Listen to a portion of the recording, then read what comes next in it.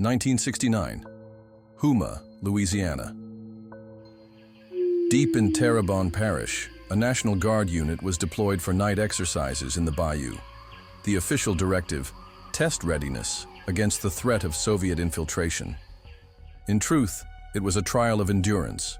Men waist-deep in stagnant water, advancing beneath a canopy of cypress, radios spitting static into the humid dark. The logbooks list them only as Delta Company, 2nd Battalion. Ranks instead of names: Captain Doyle in command, Sergeant Miller on the flank, a few Cajun recruits pressed into the formation. Discipline was doctrine, silence, survival. Yet the swamp carried its own law, one of heat, decay, and memory. Soldiers trained for a distant enemy found themselves in an older theater. And in that theater, it was not they who observed the terrain, but the terrain that observed them. The bayou was not terrain. It was an enemy dressed in silence. Waist-deep water pressed against their bodies, leaching warmth, slowing every step. Cypress trees stood like pillars of a ruined cathedral, their roots clawing into black water that swallowed boots and swallowed sound. The air itself carried weight. Heat so thick it blurred vision, insects biting until skin became raw. Officers told them, if you can survive here, you can survive anywhere. Yet survival felt less like training and more like punishment. Compass bearings twisted in the fog and maps dissolved in damp fingers. Every rustle of reeds, every ripple of unseen movement whispered that the swamp had its own chain of command. It did not welcome them.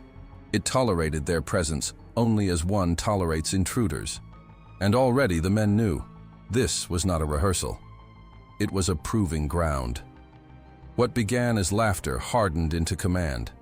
Doyle ordered the column forward, his tone clipped, his authority unquestioned. "The enemy doesn't care for fairy tales," he said, and the line obeyed. Boots splashed into the murk, weapons raised above the waterline, eyes straining for threats defined only in manuals. Yet the Cajun recruit lagged a step behind, his knuckles white on the rifle, muttering words that no one else could follow. The others ignored him, though some glanced sideways, unease growing where mockery had been. Doyle never looked back.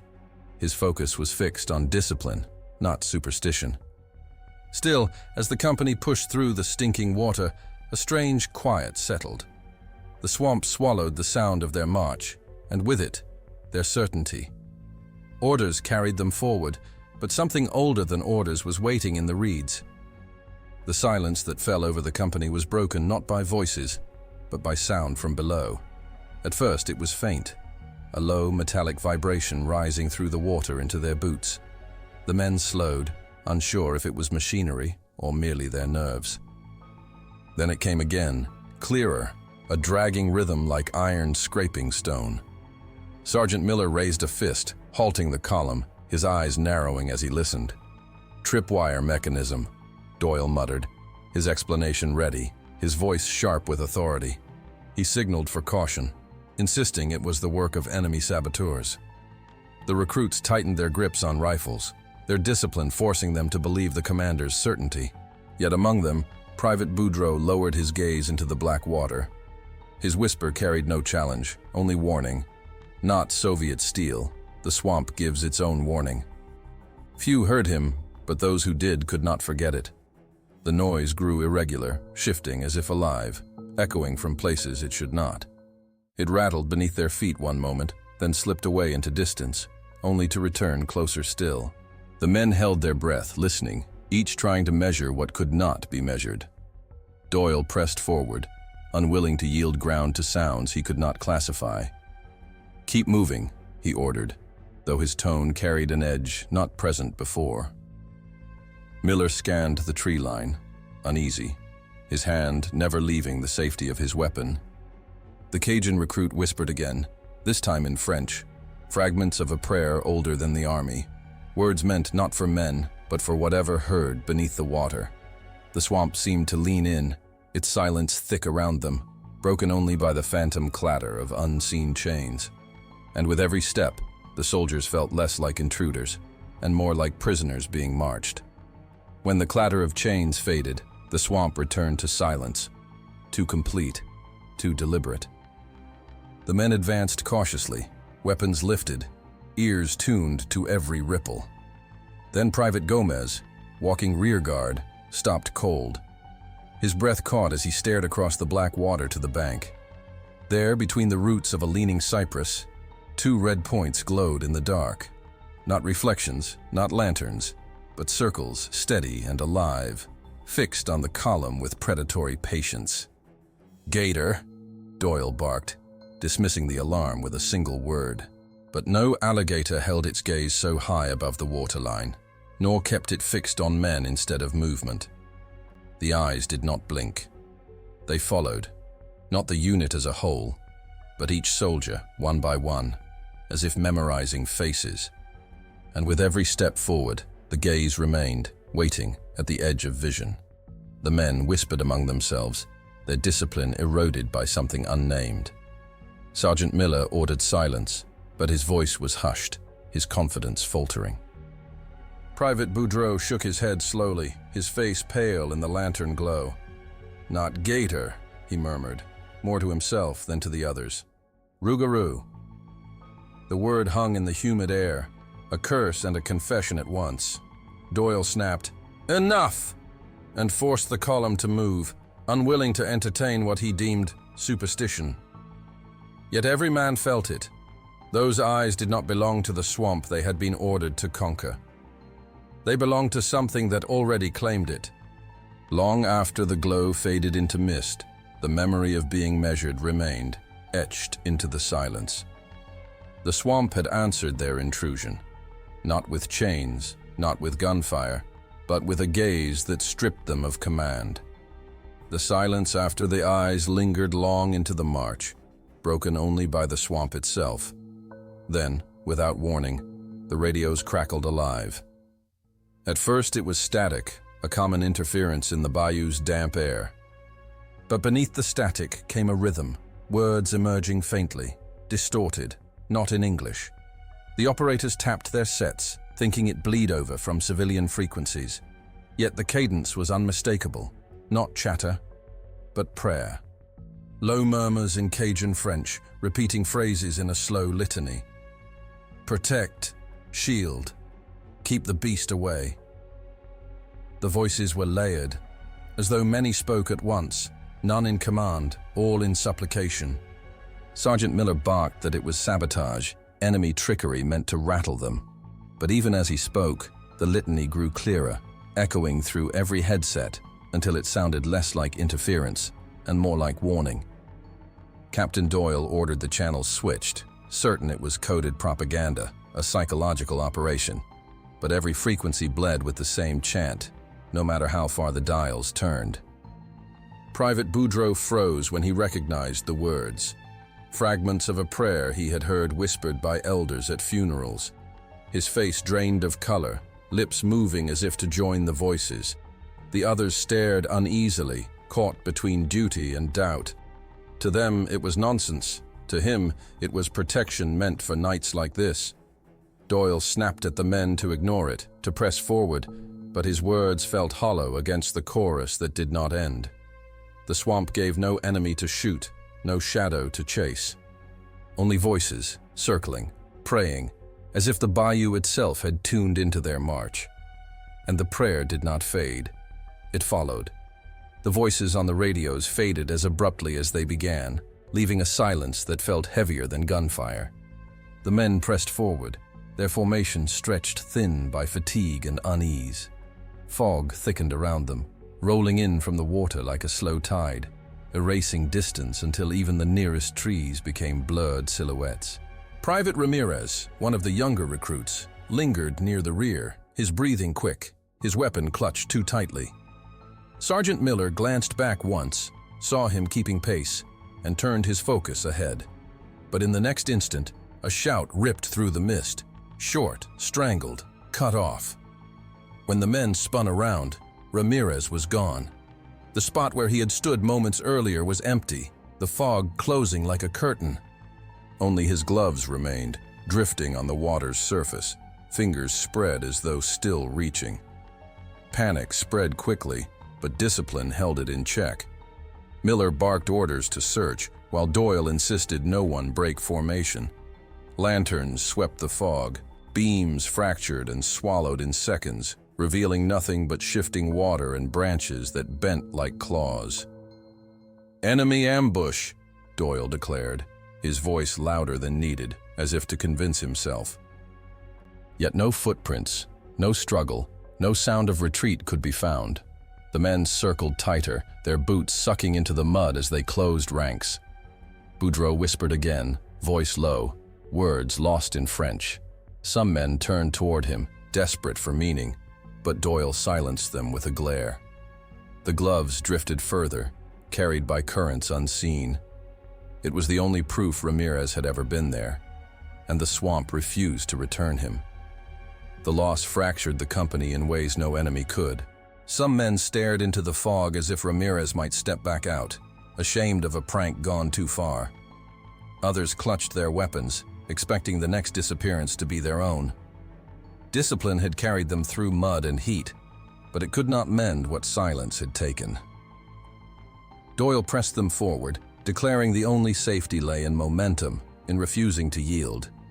Yet each step forward felt like betrayal, leaving Ramirez behind to whatever claimed him. Boudreau spoke no more warnings, but his silence was louder than words, his eyes fixed on the gloves until they vanished beneath the water. The swamp had chosen its first victim, and the men, though trained for war, could not deny the truth pressing in with the fog. Their enemy had no face. The march faltered. Some men demanded they retrace their steps, others swore that stopping meant death. Boudreau lifted a silver pendant from beneath his shirt, fingers trembling as he clutched it, whispering words none could follow. A few mirrored him, crossing themselves in gestures their training had never taught. Doyle's jaw tightened, fury simmering at the collapse of order, but even he could not deny the fog seemed thicker, the air heavier, the silence more absolute. Miller finally voiced what others dared not. "If we break, we don't come back." Yet they were already broken. The company no longer one body, but fragments stumbling through water. The swamp had forced them to choose between the chain of command and the chain of fear. And in that choice, it claimed more than soldiers. It claimed their unity. The fog thinned for a moment, just enough for the men to see the trees around them. The cypress trunks bore fresh wounds, deep grooves carved into spirals, marks no blade could make clean. They twisted like braids, circling the bark as though written in a code older than language. Boudreau raised a trembling hand, pointing. "He marks where he hunts," he whispered. Doyle dismissed it as sabotage, yet his voice faltered, eyes fixed on the height of the scars, higher than any man could reach. Then, the swamp erupted. A blur of motion broke from the mist, faster than sight, striking the column like a storm. One man cried out, his rifle torn from his grasp and hurled into the water. Another was thrown against a tree, the bark cracking with the impact. By the time the fog closed again, only silence remained, and the marks seemed fresher still. The men closed ranks, weapons raised, but their discipline fractured under the weight of something they could not fight. The marks on the trees seemed to multiply, glowing faintly in the lantern light as though branded into the wood. Some swore they saw shapes moving between the trunks, shadows that bent against the mist. Doyle shouted for order, but his voice was drowned by the pounding of blood in their ears, by the memory of that unseen strike. Miller steadied the line, though his hand shook on the barrel. Boudreau dropped to one knee, whispering prayers again, his eyes fixed not on the fog, but on the carvings. To him, they were not warnings, they were claims. Territory marked, rights declared. And the message was clear. The swamp no longer belonged to men. The odor grew stronger with each step, spreading like an invisible tide, until it seemed to seep from the ground itself. Men wiped sweat from their brows, only to find their hands trembling, unsure if it was from fear or the poison in the air. One recruit broke rank, retching violently into the water, his body shuddering as if purged by the swamp. The stench clung even after, hovering around him like a second skin. Doyle snapped at them to hold formation, his command brittle, unable to mask the unease in his own face. Miller tried to steady the line, but his eyes watered uncontrollably, blurring his aim.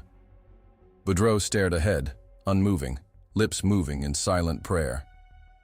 The men realized then that the swamp did not need to strike again. It had already invaded them, filling their lungs, claiming them from the inside out.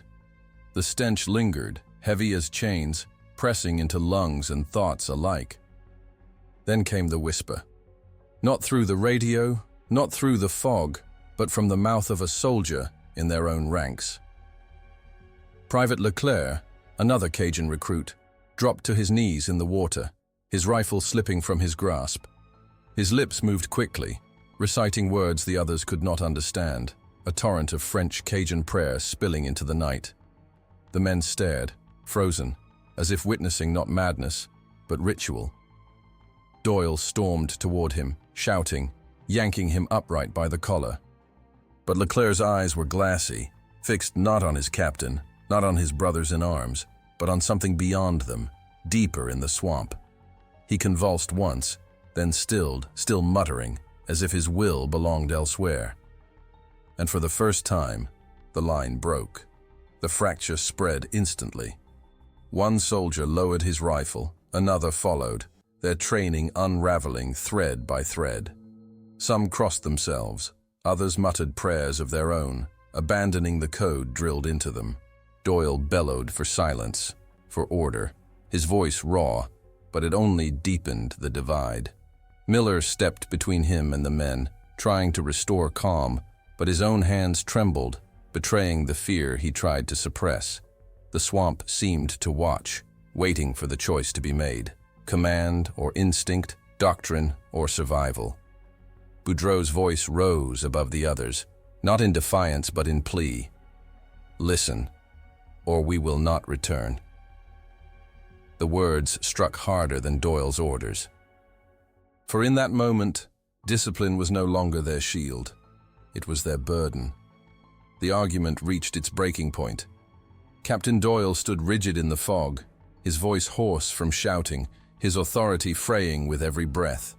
Men no longer obeyed. They argued, demanded, their rifles lowered, but their eyes raised in defiance. Miller tried to mediate, torn between loyalty to rank and duty to survival. But the swamp itself decided the moment. A ripple passed through the mist, followed by a heavy silence. Then, from the reeds, the same towering shape emerged again, larger, closer, its eyes glowing like twin coals in the night. The men fell back instinctively, some crossing themselves, others raising rifles without orders. For the first time, Doyle hesitated. His authority demanded control, yet his hands trembled as the red gaze fixed on him alone. Doyle raised his weapon, defiance burning brighter than reason, and fired into the fog.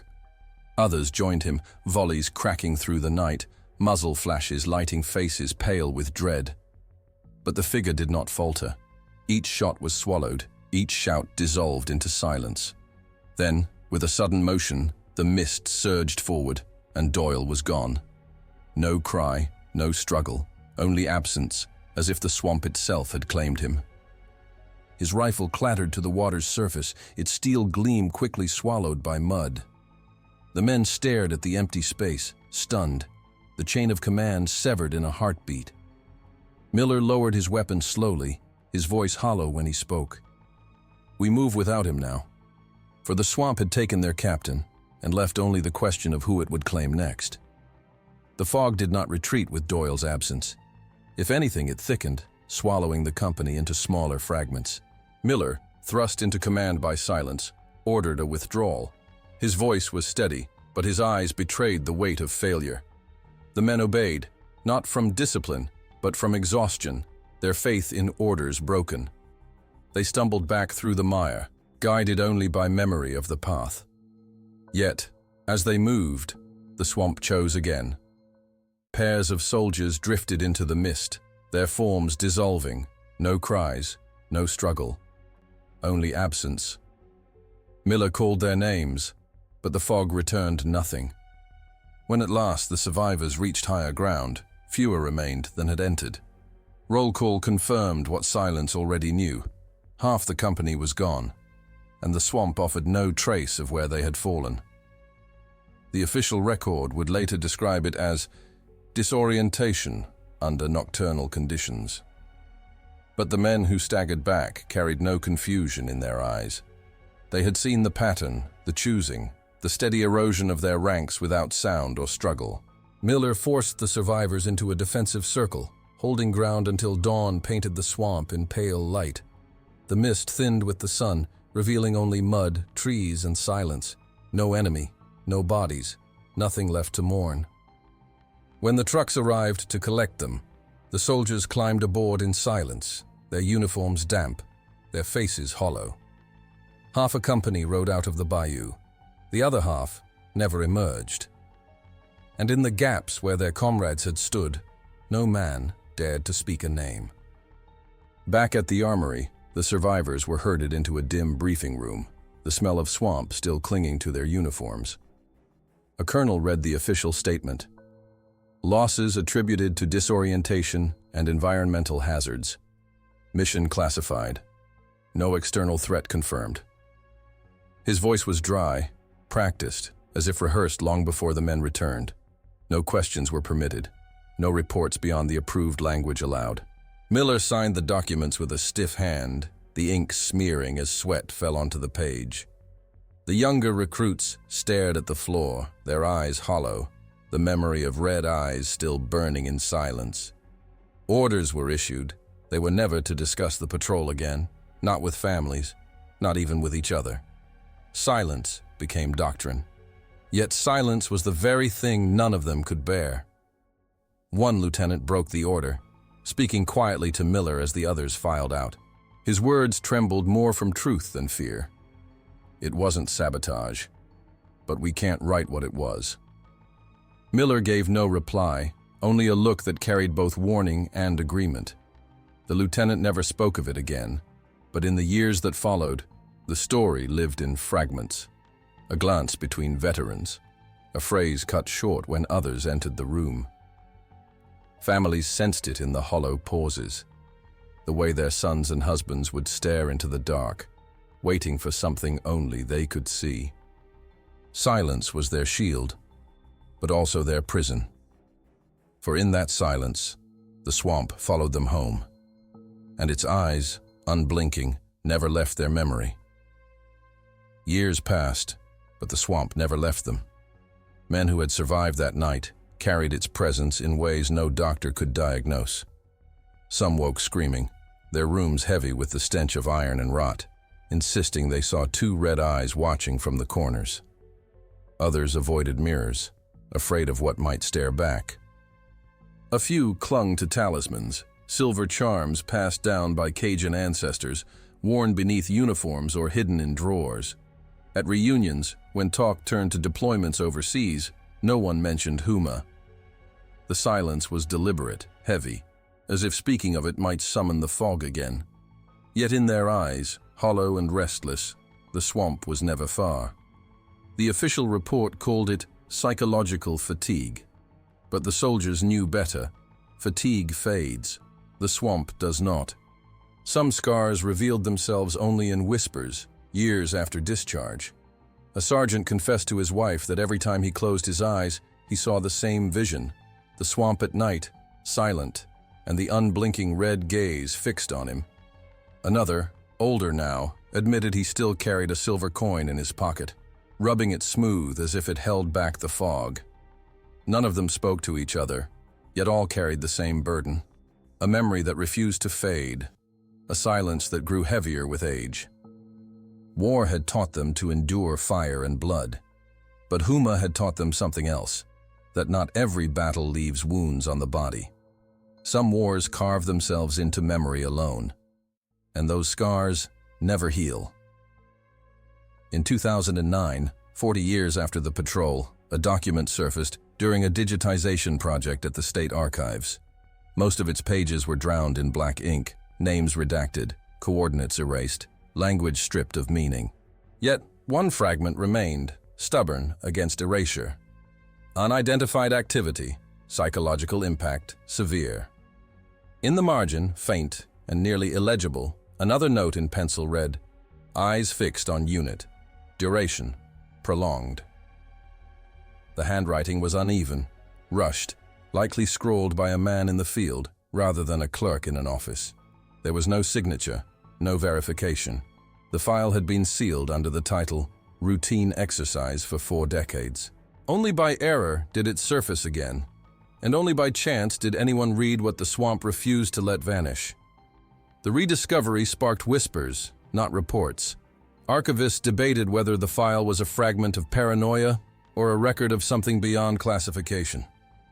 The black bars were as haunting as words, their silence suggesting more than revelation ever could. The fragment was enough. Proof that the event had never been forgotten, only buried. Soldiers had been ordered into silence. The state had sealed it as routine. But the swamp had left its own record, etched not in ink, but in memory, in scars, in eyes that never closed.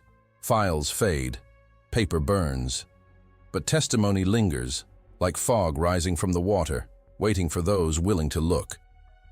Historians often frame 1969 as the height of rational fear, missiles, spies, infiltration. Yet in the bayous of Louisiana, the Cold War collided with something older, something the manuals could not name. Anthropologists later observed that the Rougarou was never merely a beast in Cajun folklore. It was a guardian, a reminder that breaking taboos, betraying trust, or stepping where one did not belong carried consequences. To the men of Delta Company, that night blurred the line between folklore and war. The Soviets had not infiltrated the bayou. The swamp itself had risen, enforcing a law older than nations. And in the balance between nuclear doctrine and whispered prayers, it was the prayers that endured. 40 years later, the file remained sealed, but the legend did not. Among Cajun families, the story of soldiers lost in Houma became another verse in the long chant of the Rougarou. For the veterans, it lingered as silence, a memory too sharp to share, too heavy to explain. In the clash between the most advanced weapons of the age and a creature born of myth, the outcome was not victory, but erasure. The swamp kept its secrets, and the men carried theirs to the grave. Perhaps that is the lesson war cannot erase, that not all enemies are foreign, not all battles end in records, and not all eyes close when the night ends. Some still watch, and they wait. They wrote it off as disorientation, as silence, as nothing at all. But the swamp remembers, and in its memory, the red eyes still burn. War leaves many scars, some written in stone, others erased in files. But some scars are older, carried in whispers, in prayers, in the fog. 40 years have passed, and still no record explains what happened in Houma that night. Perhaps none ever will. The question remains, what do you believe the soldiers saw in the bayou? A trick of the swamp, or the Rougarou watching from the dark?